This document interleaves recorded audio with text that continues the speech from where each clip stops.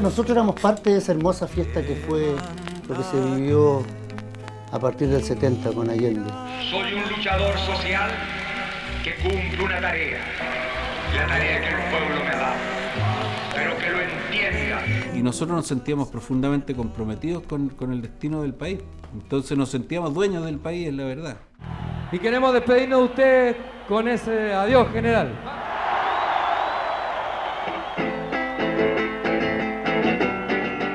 Cantar era como respirar, como correr, no podíamos dejar de hacerlo.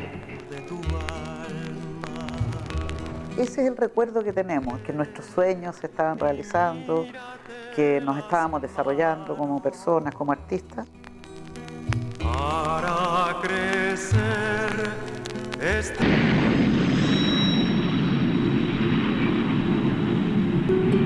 En Chile el 11 provoca un cataclismo. Un golpe de Estado como el que conocimos el año 73 no estaba en absoluto en nuestro horizonte experiencial. Fueron 17 años de mucho miedo, de mucho terror. Algo estaba pasando complicado y estaba complicando la música también. Esa música, sobre todo en las radios oficiales, no se volvió a tocar. Hola, pasen, los estábamos esperando. Adelante, adelante. Había dos peñas importantes por el momento y ahí en una cantaba Hugo, que era la peña de los Parras, que en esa peña estaba, Víctor Jara, Patricio Manso, Rolando Alarcón, los Parras, la Ángel Isabel. Y yo creo que no canté nunca ahí, pero había una peña como a 3 cuadras, 5 cuadras, que era la peña Chile Ríe y Canta. Y eso era todo un mundo de encuentro, de buena onda, de compartir canciones. En eso estamos cuando Julio Neuhauser decide mandar una canción a Viña, ni tonto, pues me eligió a mí y ganamos con todo.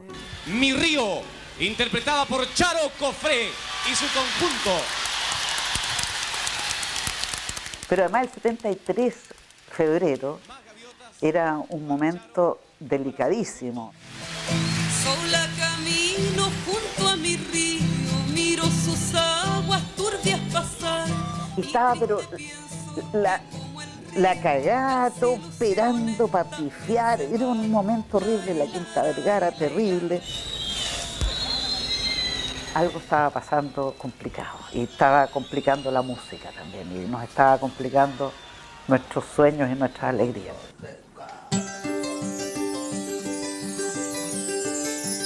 Ese año fue un año intenso, imagínate, el febrero del 73 nosotros tocamos en Viña del Mar, en el Festival de Viña. Esa era la música que se escuchaba y que escuchaba todo el mundo, que era la música de la nueva canción. Se inició ataque aéreo y terrestre contra la moneda. El 11 de septiembre a todos nos encuentra absolutamente desprevenidos. O sea, yo creo que es comparable a un terremoto. El relato vivo. Los milicos se preocuparon de romper cuanto pudieron en libros, en discos, en las radios se prohibió todo lo que oliera a unidad popular o siquiera a algo, digamos, que tuviera que ver con América Latina, con raíces, o sea, todo lo que tuviera algún tinte de que les pareciera extremista, todo era extremista, pero que le pareciera subversivo, fue absolutamente destruido.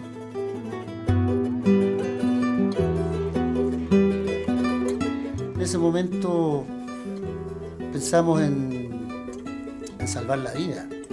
Entonces en ese momento a cualquiera nos podían haber matado. Entonces lo que hicimos fue sumergirnos como muchos chilenos. Una parte del grupo se devolvió a Antofagasta, algunos nos quedamos en Santiago, pero la verdad que en ese momento vino la música y todo dejó de ser parte de la sonoridad de nuestro país, del paisaje de nuestro país. Todo se ennegreció.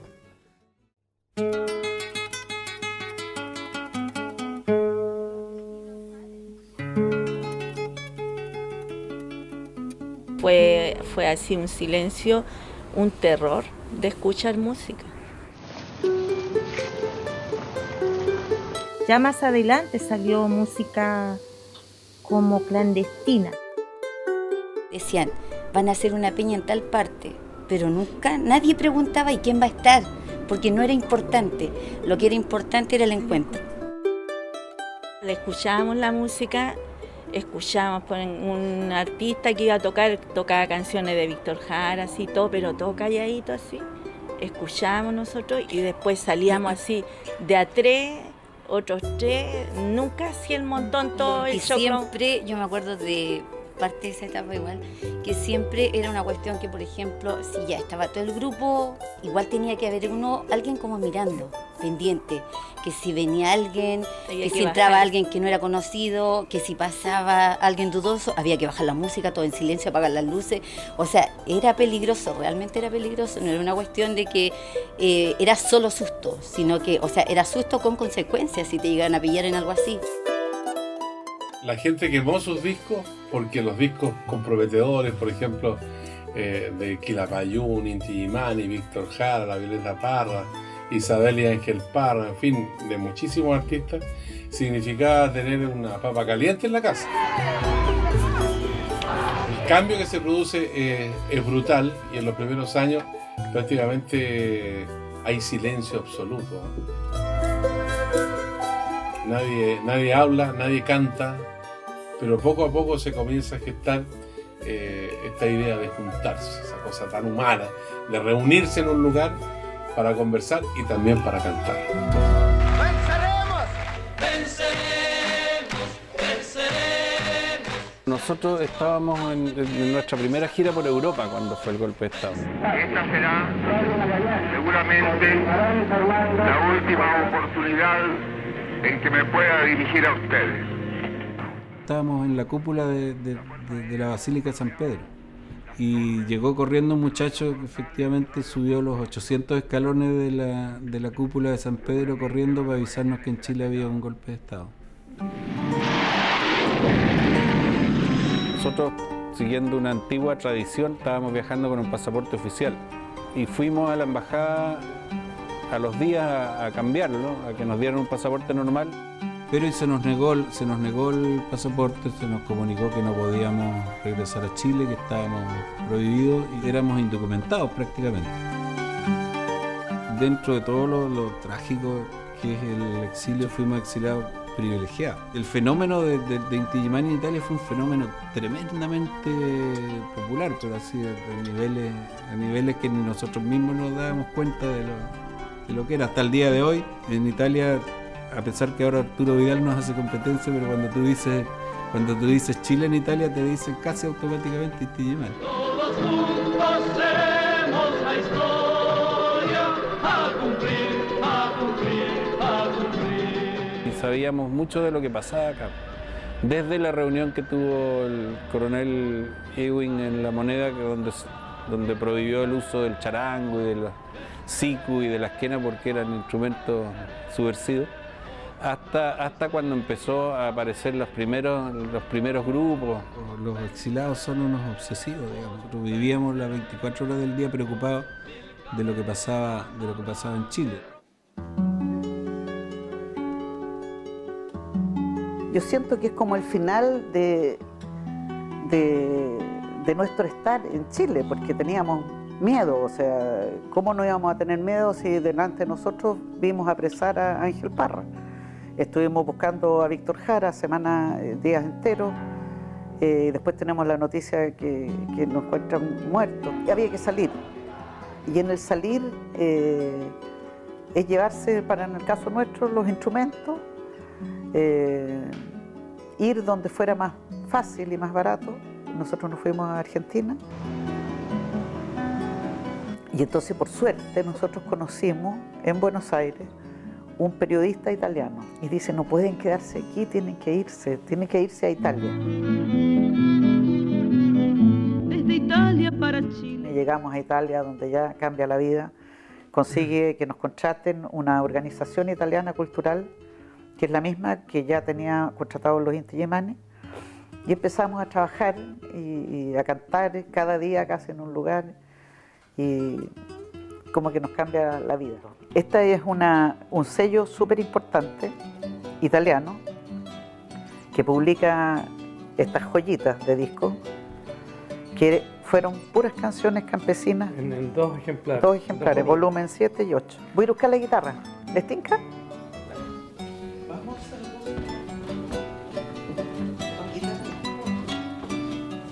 Ya. Nos vamos a sentar acá.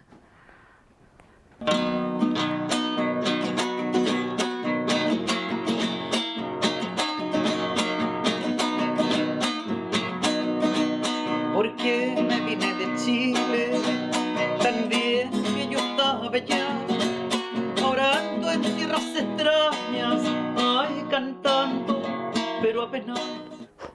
Tiene como tanto sentido, o sea, todas las cosas que echábamos de menos, y Matucana, y La Quinta, y Los Pequeños. Ahora es más alegre. Sí.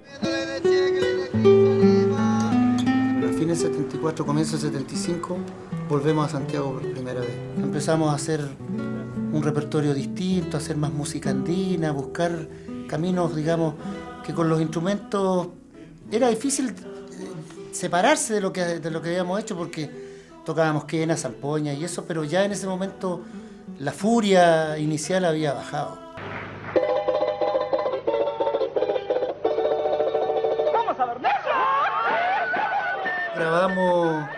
Grabamos un disco que se llama Despedida del Pueblo, donde ponemos el candombe para José. Después de eso vamos a Bolivia, también a una aventura, vamos a La Paz, a tocar a Peña. Y ahí nos enteramos que el candombe para José está matando en Chile. En un pueblo olvidado, no sé por qué. Pretendíamos hacer un concierto de despedida en el estadio Nataniel, que ya no existe, ahí en la calle Nataniel. Y lo prohibieron. Como nos prohibieron el concierto, la gente de Pudahuel, ellos nos dijeron, hagamos la despedida en Pudahuel. Fue hermosísimo. ¿Se imaginaron ustedes que se iba a ser el último concierto que iban a hacer? No. Y ese fue. Sí. Y al día siguiente que viajamos, a los 2 días, cuando nosotros nos fuimos al aeropuerto, ellos llegaron, contrataron unas micros y llegaron la gente de Pudahuel a dejar. Cuando volvimos el 81, en octubre, el 7 de octubre del 81, nos detienen en el aeropuerto, nos detiene la policía política de Pinochet. Y claro, se convierte en un gran escándalo, que era lo que siempre se pensó que iba a pasar si nos expulsaban de Chile. Finalmente nos meten al avión y son otras 20 y tantas horas de vuelta hasta Europa. Llegamos a Francia y en Francia, bueno, los amigos nuestros están con las autoridades francesas, nos acogen, nos dan asilo político. Y ahí empieza el exilio nuestro, empieza la aventura, otra aventura. También al lado de una parte del pueblo chileno que está exiliado. Y ahí sí, la gira que viene es una gira de denuncia, una gira donde nosotros aprovechamos de contar toda nuestra experiencia, todo lo que vivimos durante la dictadura. Sigo con ellos. ¿Por qué? ¿Por la letra? Por la letra y la música, por el contenido, por lo que tiene, por lo que te entrega. Sienten como el pueblo.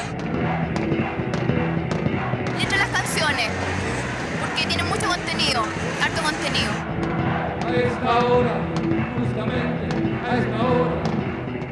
Fue naciendo una música nueva también acá. Y nosotros afuera mostrando lo que había sido lo nuestro.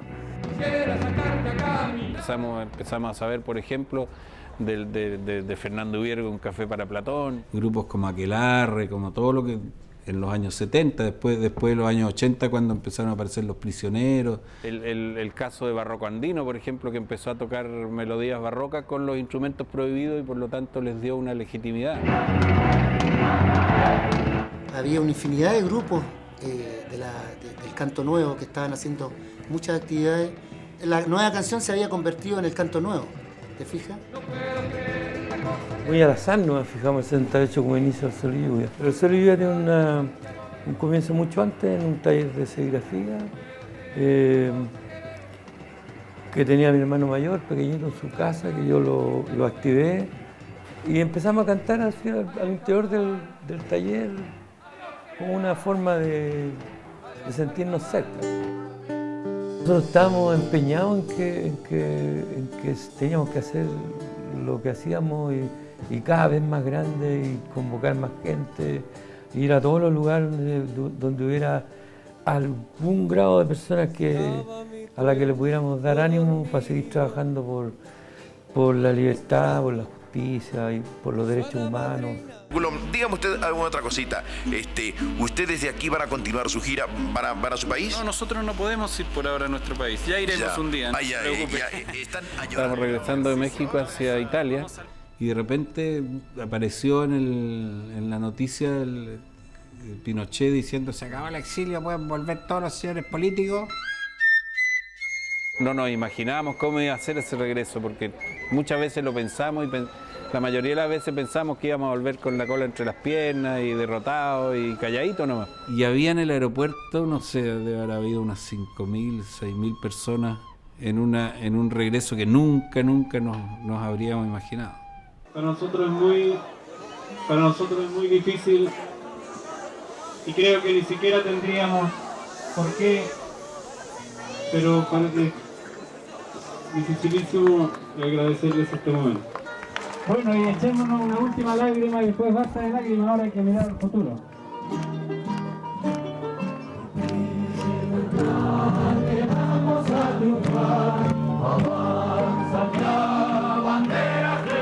Pero creo que es la experiencia más fuerte de mi vida, incluso más fuerte que el día que supe que había golpe de Estado.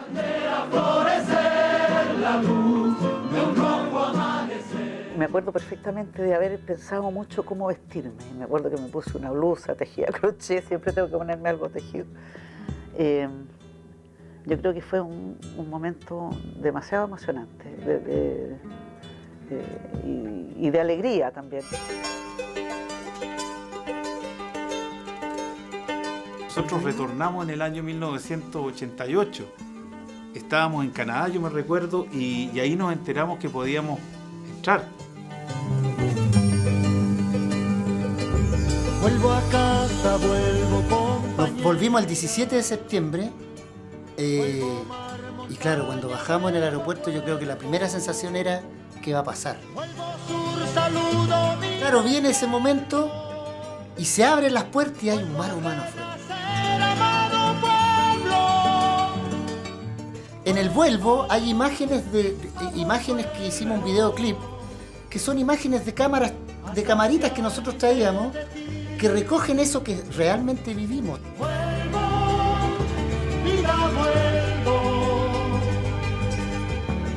Un trabajo re bonito porque lo hicimos, todo. El tema era Vuelvo, ellos habían estado muchos años en el exilio, fue una época que fue justo como un mes antes o un par de semanas antes de que fuera el plebiscito, que se liberó a todos los que estaban viviendo en el exilio, se liberó la L que le habían puesto en el pasaporte que les prohibía entrar a Chile, y empezaron a llegar ellos, llegaron los Inti, llegó la Isabel Parra, después el Ángel Parra, empezaron a llegar todos los que nosotros mirábamos de lejos nomás. En ese concierto, en uno de esos conciertos que hacíamos en ese colegio ahí en Gran Avenida, invitamos a los guiapos que venían regresando. Y fueron al concierto y estuvieron con nosotros. El Inti lo conocimos después. Así que todos los que estaban afuera para nosotros era una gran bendición que volvieran.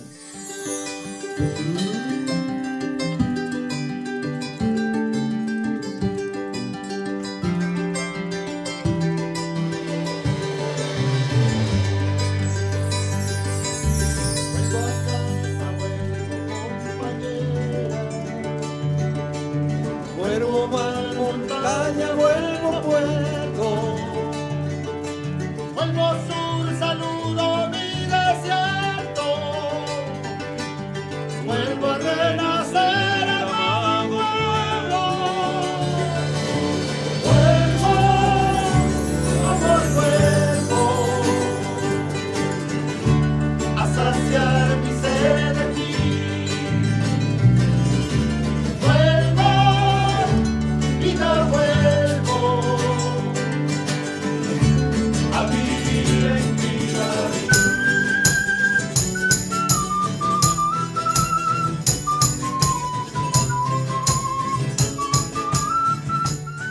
más allá de los nombres, es la canción chilena y es una concepción o una búsqueda de identidad, una búsqueda de esa pregunta que para nosotros fue importante cuando empezamos, o sea, ¿qué significa ser chileno?